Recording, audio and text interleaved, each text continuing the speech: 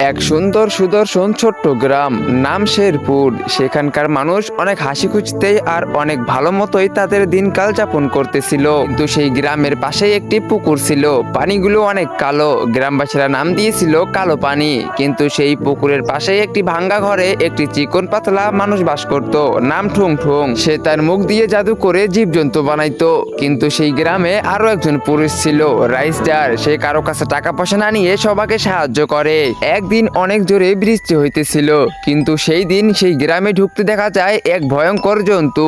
তার গা পুরো বরফে ঢাকা আর দেখতে অনেক ভয়ঙ্কর। সে একটি রুমে চলে যায় আর একটি লোকের কাছে গিয়ে হাত দুইটা উপরে ভাসিয়ে জাদু করতে শুরু করে। তখন সেই পুরো ঘরে পানি দিয়ে ভরে যায় আর লোকটির শ্বাস বন্ধ হয়ে সেইখানেই মারা যায়। এটা দেখে সেই ভয়ঙ্কর প্রাণীটি অনেক বেশি মজা পেতে শুরু করে। তখন গ্রামের আরেকটি ঘরে চলে যায়, ওইখানেও ওইভাবেই আরেকটি লোককে মেরে ফেলে। পরের দিন সকালবেলা গ্রামে হইচই পড়ে যায় আর সেই পুকুরের কালা পানির উপরে ভাসতে দেখা যায় গ্রামের কিছু মানুষের লাশ। এইটা দেখে গ্রামবাসীরা বুঝতেছিল না যে এই কাজটা কার হতে পারে। তখনই রাস্টার বলে, আমি জানি এটা কে করছে, ঠুং ঠুং। আর এই দিকে ঠুং ঠুং গ্রাম থেকে পালিয়ে যাইতেছিল।